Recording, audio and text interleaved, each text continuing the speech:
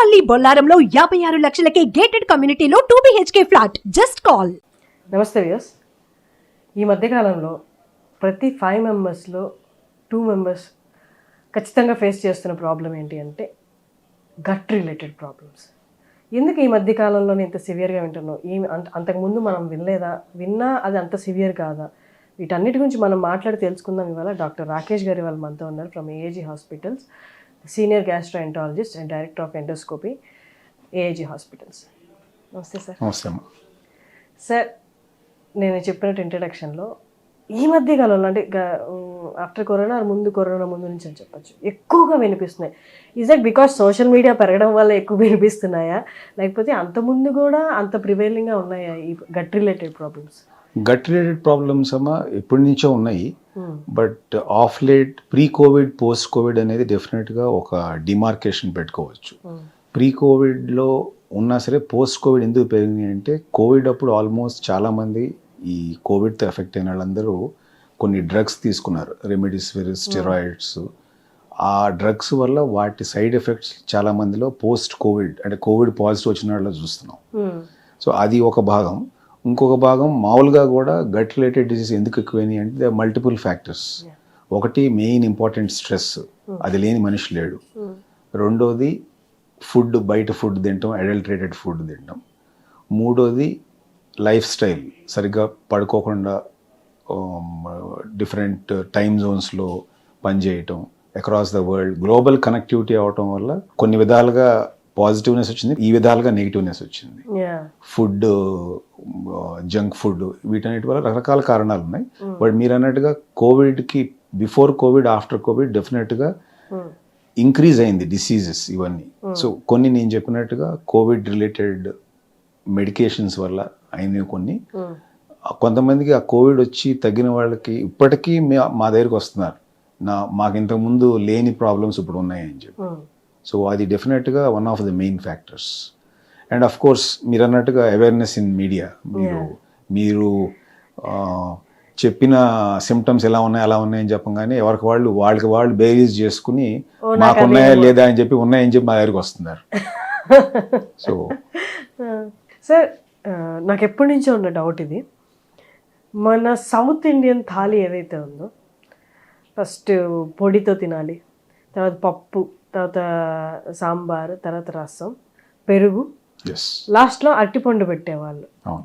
అంటే ఇవన్నీ ప్రాపర్గా డైజెస్టివ్ సిస్టమ్ని అర్థం చేసుకొని ఈ వేలో తినాలని పెట్టారా? అది కరెక్టా? లేకపోతే ఇప్పుడు చెప్తున్నా ఇప్పుడు అసలు రైసే తినకూడదు, కూరల సంగతి తర్వాత, అసలు రైసే తినకూడదు, మిల్లెట్స్ తినాలి అని చెప్తున్నారు. ఇది కరెక్టా? ఇది కరెక్టా సార్? అంటే దీంట్లో రెండుగా చెప్తాను నేను. ఒకటి, ఆ రోజుల్లో ఎంత తినేవాళ్ళు అంతే కష్టపడేవాళ్ళు.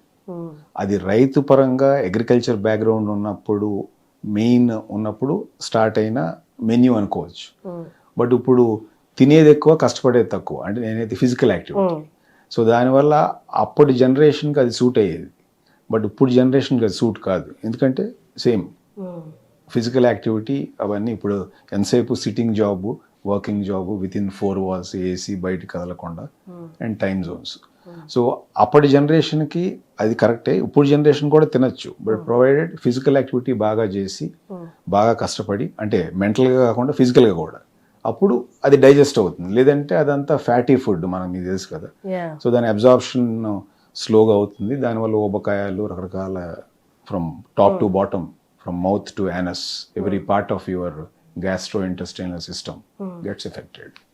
సో కానీ ఆర్డర్ ఏంటి సార్? ఫస్ట్ పొడితో తినాలి, పచ్చడితో తినాలి, తర్వాత సాంబారు, రసము, పెరుగు, అరటిపండు. ఆర్డర్ ఏంటి అసలు? అంటే అన్ని వెంటనే తింటాం కదా. అవును. సో ఆర్డర్ ఏంటంటే మీరు ఒక బై అండ్ లార్జ్ చూసుకుంటే మీరు తినే వాటిల్లో ప్రోటీన్ ఉంటుంది, కార్బోహైడ్రేట్ ఉంటుంది, ఫ్యాట్ ఉంటుంది సమపాళ్లలో. సో అట్లా దానివల్ల అన్ని ఇంగ్రీడియంట్స్ మన లోపలికి వెళ్ళాలనే కాన్సెప్ట్తో పెట్టిన ఆర్డర్తో ఏం సంబంధం లేదు. అంటే ఇప్పుడు పొడి అనేది groundnut, some protein base దాంట్లో చేస్తారు. రైస్ కార్బోహైడ్రేట్, ఆయిల్, స్వీట్, ఇవన్నీ కూడా ఫ్యాట్. సో అలా అన్నీ ఈక్వల్గా వెళ్ళేటట్టుగా పెట్టారనమాట. సో ఇప్పుడు ఏమైందంటే ఎక్కువ ప్రోటీన్ తింటే పర్లేదు, ఎక్కువ కార్బోహైడ్రేట్, ఎక్కువ ఫ్యాట్ తింటే యాజ్ నేను చెప్పినట్టుగా అన్ని వ్యాధులు వస్తాయి. అండ్ ఇంకొకటి, దీని మీద చాలా డిబేట్ కూడా నడుస్తుంది సౌత్ ఇండియన్స్కి నార్త్ ఇండియన్స్కి. ఫస్ట్ స్వీట్ తినాలా అవును, భోజనానికి కూర్చున్నప్పుడు, లాస్ట్లో స్వీట్ తినాలా? అసలు స్వీట్ తినకూడదు అంటాను. అది కరెక్టే. సో ఇక అలాంటప్పటికి దాని మీద స్వీట్ ముందు తినాలా తర్వాత తినాలనేది question doesn't arise. That's nice. ఒకవేళ తినాల్సి వస్తే అంటే ఇప్పుడు ఫంక్షన్స్కి అలా వెళ్ళినప్పుడు డిజర్ట్ అనేది should be the first thing to eat or last? అంటే I think if you see the culture, మన కల్చర్ అయినా వెస్ట్రన్ కల్చర్ అయినా లాస్ట్లోనే తింటారు స్వీట్ అనేది. ఓకే. యూజువల్గా స్వీట్ అంటే dessert, whatever you end with the dessert అనేది. సో ఇది ఒక రాంగ్ మెసేజ్గా వెళ్ళకూడదు ఆడియన్స్ కూడా. సో తిన్నా సరే మీరు మధ్యాహ్నం తినండి, నైట్ తినద్దు. అంటే what I mean to say eat like a king breakfast and then large portion lunch. Dinner మాత్రం తక్కువ తీసుకోవాలి. ఓకే. దీపికా పడుకోను తను చాలా ఇంటర్వ్యూస్లో అండ్ చాలా స్టేజ్ మీద మాట్లాడుతున్న స్పీచెస్లో కూడా చెప్పింది, ఐ ప్రిఫర్ రైస్ అండ్ రసం, ఇడ్లీ సాంబార్, నాకు అవే నచ్చుతాయి, నా బాడీకి అవే ఇష్టం, నా బాడీ నేను ఇబ్బంది పెట్టలేను, నాకు ఇష్టమైనవే నేను తినగలను. అండ్ న్యూట్రిషనిస్ట్ చెప్తుంది ఏంటి అంటే తనకి హై మెటబాలిజం ఉంది అని చెప్తున్నారు. అంటే ఎంత తిన్నా ఇంకా ఆ బాడీ అంతేనా, లేకపోతే పక్కన వాళ్ళు ఇంకా ఫర్ ఎగ్జాంపుల్ ఇంకొక ఆపోజిట్ కేసు తీసుకుంటే కొంచెం రైస్ తినే బాగా చబ్బీగా అయిపోతారు. కరెక్ట్, అది it's a very valid question. Metabolism of the body అంటామా, అది ప్రతి మనిషికి డిఫరెన్స్ ఉంటుంది. ప్రాబ్లీ ఆవిడ ఎంతైతే తింటుందో అంతే వర్కౌట్ కూడా చేస్తూ ఉండాలి, మనకు ఆ పార్ట్ తెలియదు. నెంబర్ 1. నెంబర్ 2, మీరు అన్నట్టుగా అబ్జార్ప్షన్ కెపాసిటీ అనేది మనిషికి డిఫర్ అయి ఉంటుంది. కొంచెం తిన్నవాళ్ళు కూడా బాగా లావు అవుతారు, బాగా తిన్నవాళ్ళు లావు గారు. సో అది మనిషికి డిఫరెన్స్ ఉంటుంది. అబ్జార్ప్షన్, మెటబాలిక్ హెల్త్ అంటాం దాన్ని. సో అది differs from person to person. So అట్లా అని చెప్పి జనరల్గా ఏంటంటే సెలబ్రిటీస్ చెప్పారని చెప్పి అది ఫాలో అవుదామని చాలా మంది ట్రై చేస్తారు, అది తప్పు. మీ బాడీ తత్వాన్ని అర్థం చేసుకోవాలి. అండ్ ఇంకొకటి కొంచెంగా రోజంతా తింటూనే ఉంటారు ఒక కేటగిరీ ఆఫ్ పీపుల్. అది సార్, అది ఈజ్ దట్ ఓకే? అంటే దాంట్లో 2 విధాలు. ఒకటి, ఎక్కువ మీల్ ఒకేసారి తినకుండా కొంచెం ఎక్కువ సార్లు తినాలి అని మేము కూడా చెప్తాం. అయితే the last meal should be around 7 maximum or 8 o'clock maximum. మీరు నైట్ ఏమవుతుందంటే నైట్ కూడా అట్లా కొంచెం తింటా ఉన్నారంటే నైట్ మెటబాలిజం స్లో ఉంటుంది బాడీ. పగలపూట ఎందుకు ఎక్కువ ఉంటుందంటే మనం అటు ఇటు వాక్ చేస్తూ ఉంటాం, తిరుగుతూ ఉంటాం, వర్క్ చేస్తూ ఉంటాం. సో తక్కువ పోర్షన్ ఎక్కువ సార్లు తినడం అనేది సబబే, బట్ తినేది కూడా ఏది పడితే అది కాదు, జంక్ ఫుడ్ కాదు, అది కూడా ప్రిస్క్రైబ్డ్ ఫుడ్. బట్ సపోజ్ ప్రతి మనిషికి ఒక ఆహారపు పిరమిడ్ ఉంటుంది, దాని ప్రకారంగా వెళ్ళాలి. అందుకని వాళ్ళు ఎవరో తింటున్నారు అదే వాళ్ళు మనం తిన్నామంటే అందరికీ ఒకటే సహించదు, ఒక్కొక్కరికి ఒకటి ఉంటుంది బాడీ నేచర్ తత్వం బట్టి. సార్, ఈజ్ ఫాస్టింగ్, ఉపవాసం ఉండడం, is it good for gut or not? Very nice question. So there is something called as intermittent fasting, which is now scientifically approved. So intermittent fasting అంటే 24 గంటల్లో ఒక 7 నుంచి 8 గంటలు తినటం, 16 గంటలు తినకుండా ఉంటాం. అది దట్ ఈస్ గుడ్ బికాస్ మనకి గట్లో, పేగుల్లో మంచి బ్యాక్టీరియా, చెడు బ్యాక్టీరియా ఉంటుంది, bad and good bacteria. When the bad bacteria dominate good bacteria, అప్పుడు మనకి ఈ జీర్ణకోశ వ్యాధులన్నీ వస్తూ ఉంటాయి. సో అది బ్యాలెన్స్ చేయడానికి ఇంటర్మీడియట్ ఫాస్టింగ్ అనేది అడ్వైజబుల్. నెంబర్ 2, ఒబిసిటీ ఉండి ఊబకాయం, బరువు తగ్గటానికి కూడా ఇంటర్మీడియట్ ఫాస్టింగ్ ఇస్ అడ్వైజబుల్. ఎందుకంటే ఫాస్టింగ్ ఎక్కువ ఉంటే ఈ metabolism of bad bacteria slow అవుతుంది and good bacteria will develop more. So దానికోసం ఇంటర్మీడియట్ ఫాస్టింగ్ అనేది అడ్వైజ్ చేస్తాం. Okay, that is 1. రెండోది ఏంటంటే ఆ 8 hours మీరు తిన్నా సరే మిగతా 16 hours మనం తిన్న ఆహారం మెటబాలిజం అవ్వటానికి ఎక్కువ టైం ఫ్రేమ్ ఉంటుంది. సో దానివల్ల మీకు అది ఈజీ అవుతుంది, బెనిఫిట్ ఉంటుంది, పాజిటివ్ ఎఫెక్ట్ ఉంటుంది. అందుకు intermediate fasting is now scientifically approved and advisable. నార్మల్గా సార్, అంటే మన వాళ్ళు ఇంత ఎక్స్ప్లెనేషన్తో కాకుండా పూర్వం నుండే మనకి ఉపవాసాలు ఉండేవాళ్ళు, వారంలో ఒక రోజు నార్మల్గా ఉండరని మన వాళ్ళు అలా రుద్దేరేమో దేవుడి పేరు చెప్పి ఈ రోజు ఆ దేవుడి కోసం ఉపవాసం, ఈ రోజు ఆ దేవుడి కోసం ఉపవాసం అని అలా రోజులు ఉండడం. 1 day in a week complete from morning to sunrise to sunset, అలా ఉపవాసం ఉండడం అనేది గుడ్ ఆర్ నాట్? అంటే it depends again on the background. ఇప్పుడు హెల్దీ పర్సన్ అట్లా ఉండటం అనేది మంచిదే. అంటే మరీ 24 hours కాకపోయినా at least 12 sunrise to sunset అట్లా. బట్ లోపల మనకి for example sugar, kidney problems, లేదంటే హైపర్ టెన్షన్, బీపీ అలాంటి ఉన్నప్పుడు వాళ్ళు కొంచెం జాగ్రత్తగా ఉండాలి. ఉండి ఒక పర్యవేక్షణలో కానీ లేదంటే వాళ్ళ బాడీని వాళ్ళు అండర్స్టాండ్ చేసుకోవాలి ఎన్ని అవర్స్ మనం ఉండగలము అనేది ఒకవేళ ఉండాలి అంటే. అందుకే దాన్ని బియాండ్గా స్ట్రెచ్ చేసి 24 hours ఉండి దానివల్ల మళ్ళీ వేరే వాళ్ళకి సైడ్ ఎఫెక్ట్స్ వచ్చి అట్లా ఉండకూడదు. ఓకే. సో అగైన్ వాళ్ళ body contour, composition and background diseases ఏమైనా ఉంటే వాటి బట్టి అడ్జస్ట్ చేసుకోవాలి. సార్ నార్మల్లీ చాలా మూవీస్లో కూడా చూపిస్తాము, ఒక మనిషి ఏమి తినకుండా ఒక 3 days కంప్లీట్గా అసలు ఏం లేదు, వితౌట్ వాటర్ కూడా 3 days సర్వైవ్ అవ్వచ్చు, విత్ వాటర్ 7 days సర్వైవ్ అవ్వచ్చు అంటారు. Is that true sir? అంటే థియరాటికల్గా ఎస్, బట్ ప్రాక్టికల్గా నేను చెప్పాను కదా, ఇప్పుడు సపోజ్ మీరు 2 days ఉండగలరేమో, నేను 1 day ఉండగలను మ్యాక్సిమం ఉండగలిగితే. బట్ నా మెసేజ్ ఏంటంటే ఇది థియరాటికల్గా ఎస్, బట్ ప్రాక్టికల్గా దయచేసి ఎవరు చేయకూడదు, చేయొద్దు. అంటే మన బాడీ రిజర్వ్స్ ఉంటాయి, ఎనర్జీ రిజర్వ్స్, వాటిని కన్జ్యూమ్ చేసుకుంటుంది బాడీ సైంటిఫిక్గా చెప్పాలంటే. బట్ ఒక పాయింట్ ఆఫ్ టైం తర్వాత ఆ కార్బోహైడ్రేట్స్, ఫ్యాట్స్ అవన్నీ మొత్తం కన్జ్యూమ్ అయిపోతే మనకి అప్పుడు వీక్నెస్ స్టార్ట్ అవుతుంది. అందుకని నిరాహార దీక్షలు అన్నింటిలోనూ వాటిల్లో 3వ రోజు 4వ రోజుకి వాళ్ళు షుగర్స్ పడిపోయి కంప్లీట్గా డౌన్ అయిపోయి అన్కాన్షియస్ అయిపోతారు.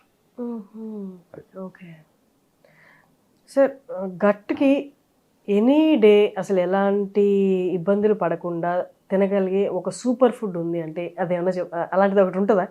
అలాంటి ఒక ఫుడ్ అంటే ఏం లేదు, మల్టిపుల్ ఫుడ్స్ ఉంటాయి. బట్ ఒక ఫుడ్ అంటే అది అట్లా చెప్పడం కష్టం. అండ్ ఇంకోటి ఏంటంటే western diet, Indian diet. Indian డైట్లో మీకు ఎంత డైవర్సిఫైడ్ అంటే ఈ కంట్రీ ప్రతి స్టేట్కి ఒక డిఫరెంట్ డైట్ ఉంటుంది. In fact if you see Andhra Pradesh, Telangana, Telugu states జిల్లాకి మారుతుంది డైట్. అక్కడ పండే పంటలు వేరుంటాయి, ఈవెన్ ఫుడ్ రెసిపీ కూడా రకరకాల రెసిపీస్ ఉంటాయి.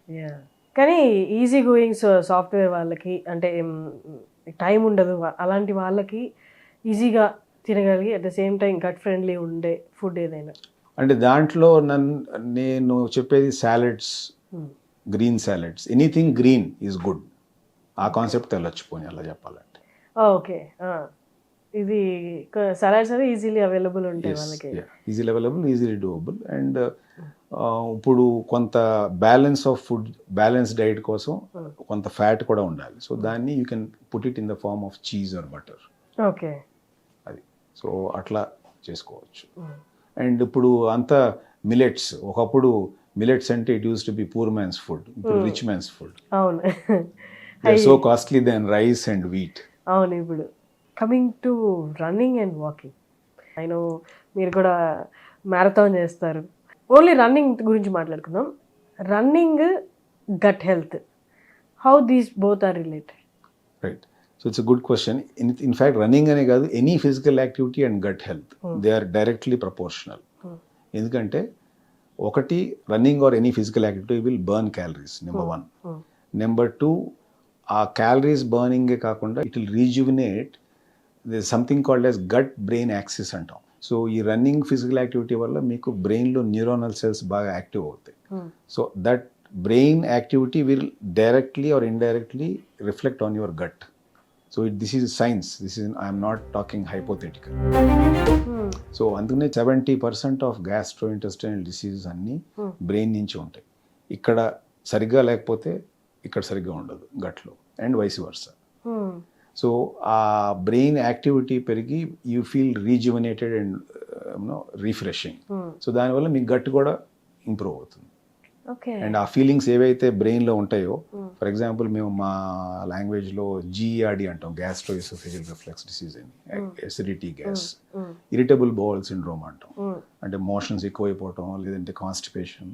సో ఇవన్నీ 30 to 40% గట్ బ్రెయిన్ నుంచి వస్తాయి.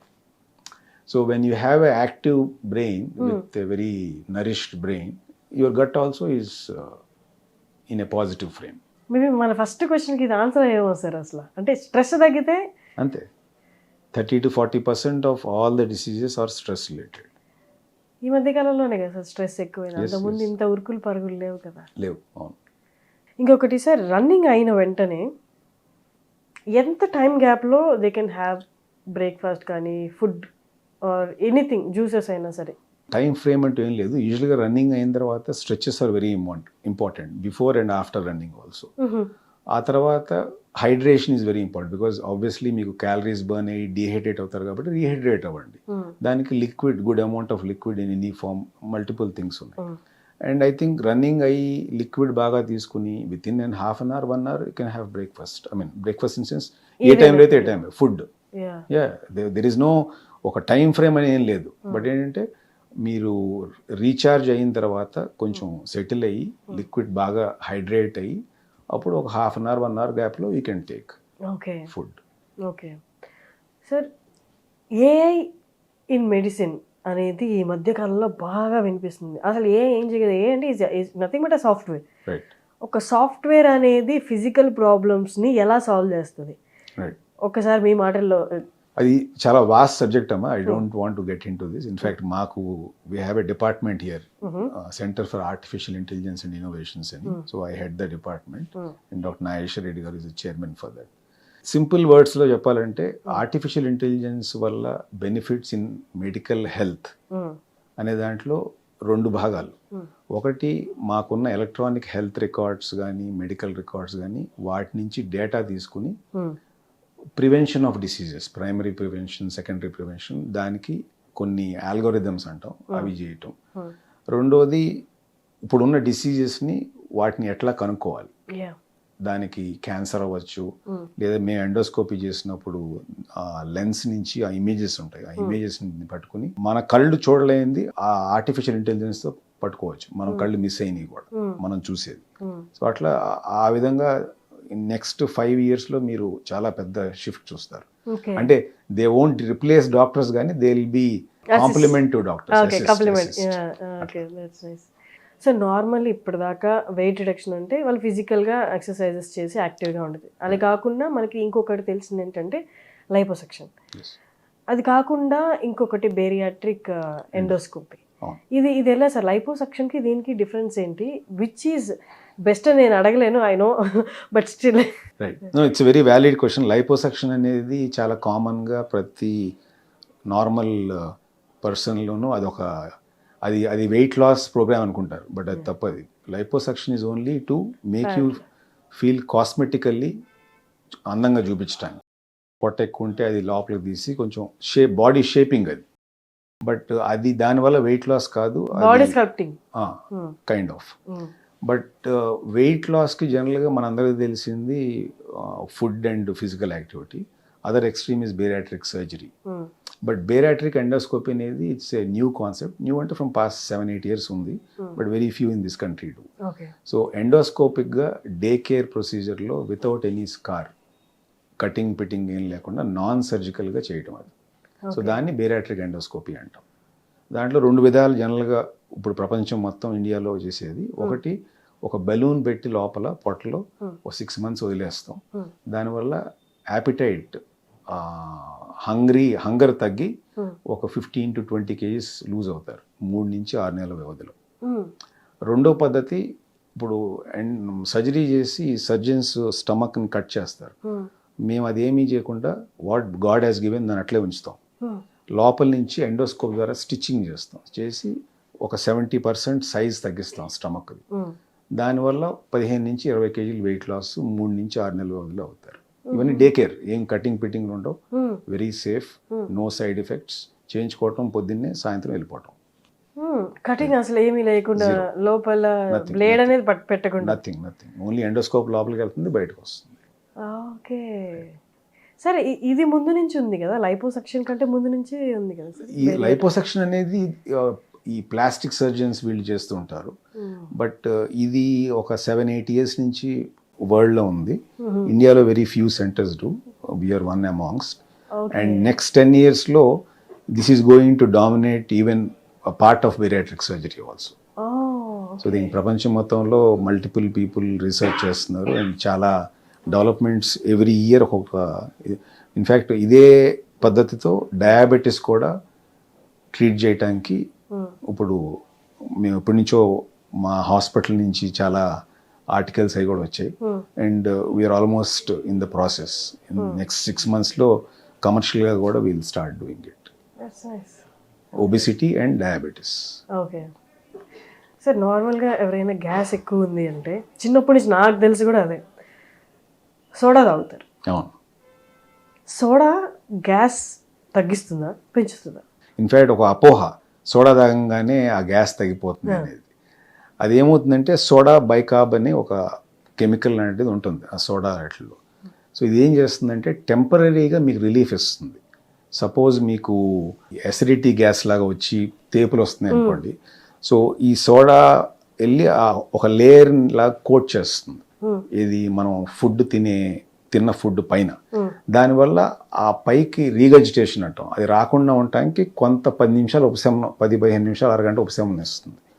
బట్ అలా అని చెప్పి ఆ సోడానే తీసుకుని తాగడం అనేది తప్పది. అది ఓన్లీ ఒక ట్రాన్సియంట్ రిలీఫ్ అన్నమాట.